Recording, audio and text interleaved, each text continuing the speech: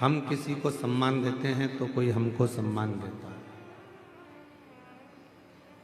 हम किसी को अपशब्द कहते हैं तो वो हमको अपशब्द कहता है। हम किसी से मीठा बोलते हैं तो वो भी हमसे मीठा बोलता है। अब आप सब सीहोर वाले महाराज के लिए यहाँ पूरी रात से चलकर यहाँ नहीं पहुँचे। आप सीहोर वाले महाराज के लिए इतनी ठंड में, जिस ठंड में लोग अपनी रजाई नहीं छोड़ते, लोग अपना कमरा नहीं छोड़ते, अपना घर नहीं छोड़ते, ऐसी कड़कड़ाती हुई ठंड में और इस पूरे कच्चे गांव के जंगल वीरान में, पूरे आदिवासी वनवासी क्षेत्र में, इस क्षेत्र में इतनी कड़कती हुई ठंड में शायद कोई अपना घर नहीं छोड़ता, निकलता नहीं। पर हजारों लाखों की भीड़, सारे पंडाल फुल, और रात भर से आप बाबा का इंतजार कर रहे हो, तो मेरा भोलेनाथ आपकी झोली में खुशियां जरूर देगा, जरूर।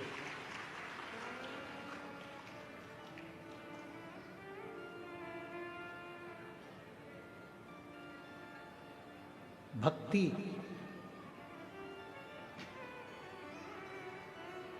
विश्वास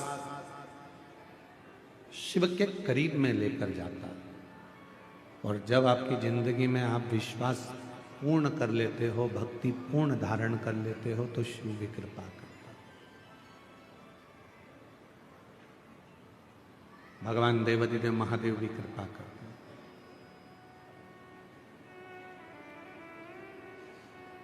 बहुत तेज ठंड लगती है तो हम कम्बल ओढ़ लेते हैं, रजाई ओढ़ लेते हैं, शॉल ओढ़ लेते हैं। अपने कानों को भी हम लोग बंद कर लेते हैं, टोपा लगा लेते हैं।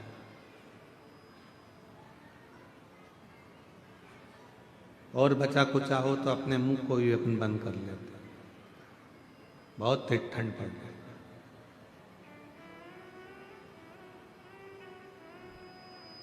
जैसे बहुत तेज हवा चलने पर, ठंड पड़ने पर शरीर को बचाया जाता है, कहीं ये ठंडी हवा हमारे अंदर प्रवेश ना करे, बीमार कर देगी, पलंग पर पटक देगी। उसी तरह संसार की बहुत सारी बातें हैं, कहीं आसक्ति, कहीं काम, कहीं लोभ, कहीं तृष्णा, कहीं वासना, ये बहुत सारी चीजें हैं जो हमको बीमार कर देती हैं, हमारे अंदर से हमको झंझोड़ देती हैं।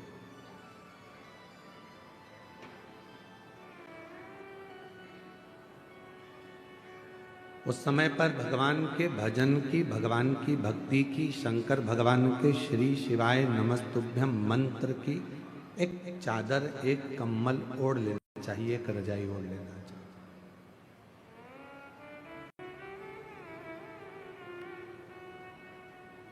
मेरी जीजियों,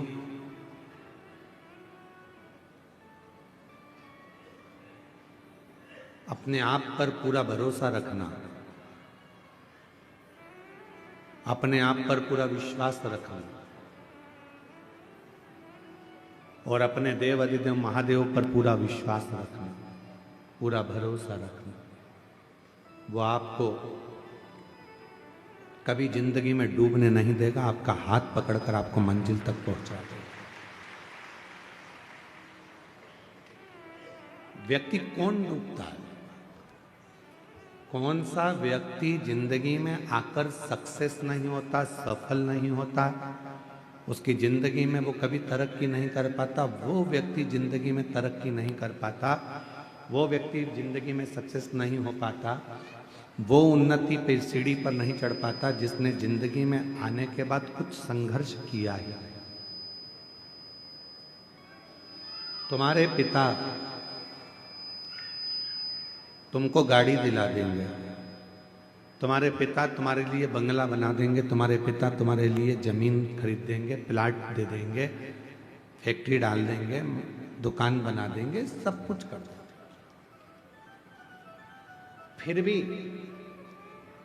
पिताजी ने तुमको 2 बीघा जमीन दे दी, 2 एकड़ जमीन दे दी, 5 बीघा जमीन दे दी, 5 एकड़ जमीन दे दी, 10 बीघा जमीन दे दी, मकान दे दिया, फ्लैट दे दिया, बंगला दे दिया, मकान, जमीन, जायदाद, गाड़ी, बंगला सब दे दिया, तो भी तुम ये मत सोचना कि ये पिताजी की जो जायदाद है वो मेरी है।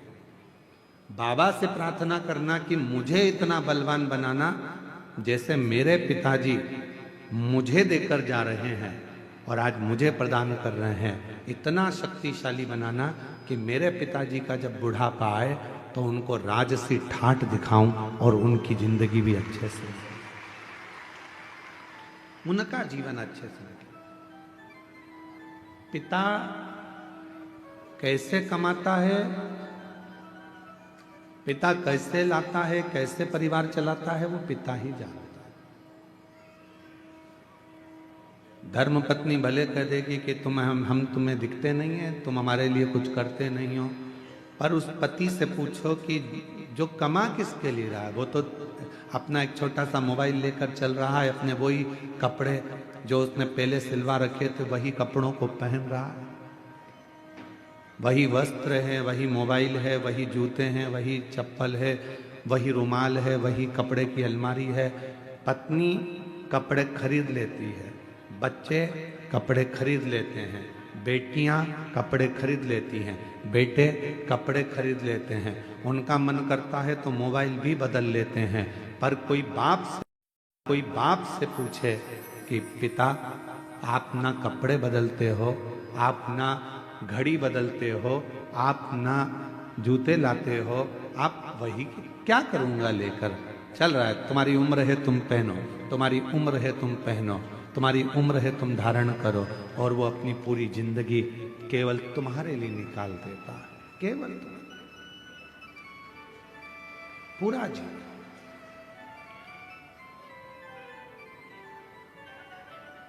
अब अपना क्या फर्ज है, उसने अपने लिए पूरी जिंदगी निकाल दी, तो उनका जब बुढ़ापा है, उनकी जब वृद्ध अवस्था है, तो अपना फर्ज है कि उनका साथ देना, उनको दुनिया की सारी खुशियां लाकर दे देना। 20, 25, 50, 30, 40 साल जितने साल जिएंगे उतने साल उनकी जिंदगी में इतनी खुशियां दे दो कि वो भी परमात्मा से कहें कि संतान देना तो ऐसी देना और इसको खूब बरकत देना, खूब उन्नति, इनकी जिंदगी में खूब भंडार भर देना, इनको कोई दुख मत देना, इनको कोई तकलीफ मत देना, इनको कोई कष्ट नहीं देना।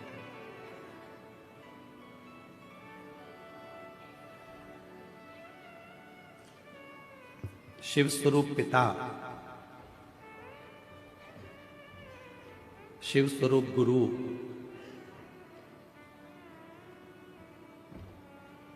जब संसार सागर में हमको मिल जाते हैं तो वह हमारी जिंदगी को सार्थक बना देते हैं, हमारे जीवन को सार्थक।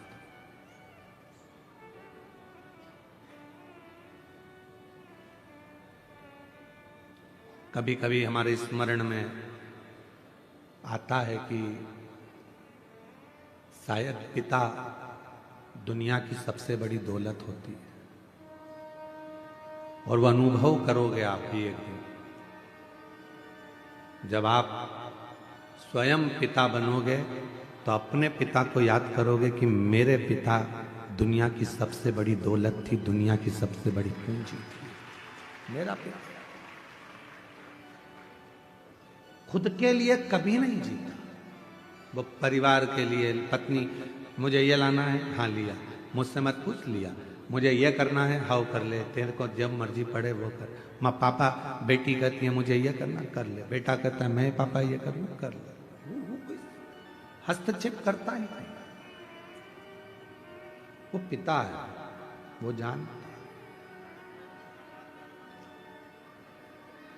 अपनी जिंदगी को, अपने जीवन को सफलता की ओर वही लेकर जाता है जिसने जिंदगी में थोड़ा संघर्ष किया होता। पैसा कमाओगे, लोग जुड़ेंगे, सब आपके पास आएंगे, जो चाहिए वो आपके पास होगा।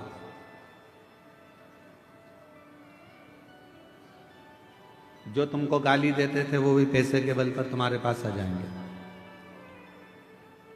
जब तुम्हारी सत्ता चलेगी, तुम्हारा वैभव चलेगा, सब तुमको प्रणाम भी करेंगे, नमन भी करेंगे, आदर भी करेंगे।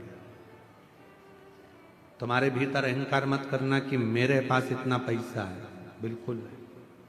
कुर्सी मिल जाए तो लोग तुमको आदर करेंगे, madam sir, sir madam, madam sir. इसके पहले की जिंदगी देखना, जब तुम्हारे पास कोई पद नहीं था, कुर्सी नहीं थी, प्रतिष्ठा नहीं थी, धन नहीं था, कोई नहीं पूछता था।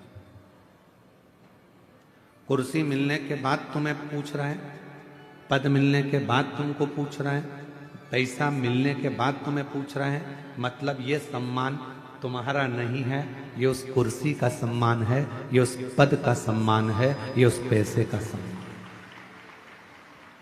तुम्हारा सम्मान नहीं है।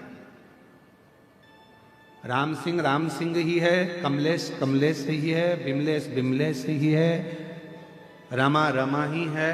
वो अपनी जगह पर ही रहेगी, पर वो कुर्सी पर बैठ जाए तो वो कुर्सी का लोग सम्मान करते हैं। तो ये अपने अंदर पैसा आ गया तो ये मत सोचना कि हमारे पास में हम सब कुछ कहेंगे और हो जाएगा, ना ना। ये धन का सम्मान, ये पद का सम्मान, ये प्रतिष्ठा का सम्मान, उतरे फिर वही रहोगे। इसलिए अपने स्वभाव को, अपने नेचर को कभी मत बदलना। आज है, कल नहीं होगा, तो भी इन्हीं के साथ रहना है, इनसे ही बात करना है, इनसे ही।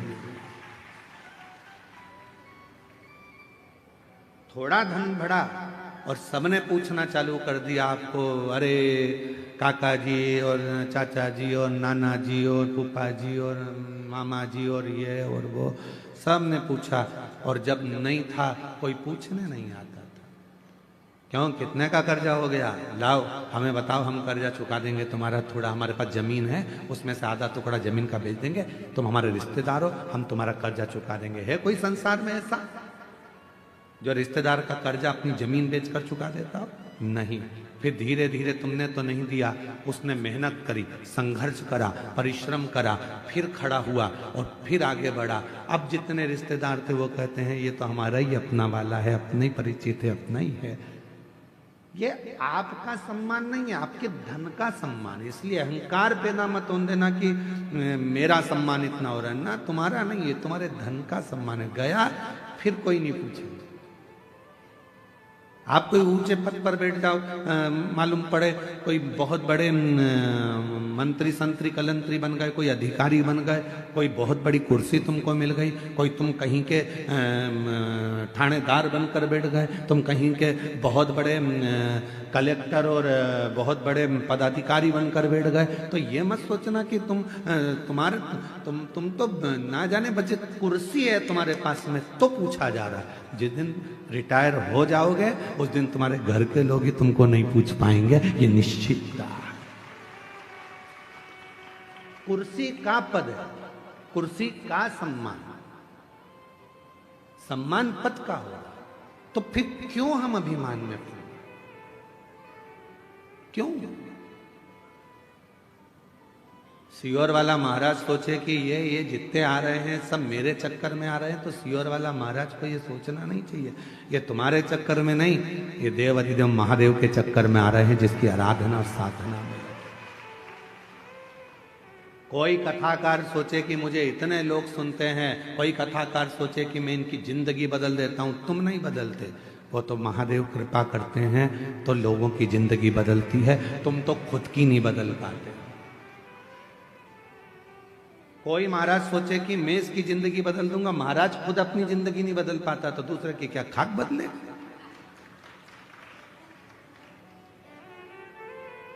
कभी ये विचार मत करना कि मैं कुछ कर रहा हूं, भोले आपकी कृपा से सब काम हो रहा,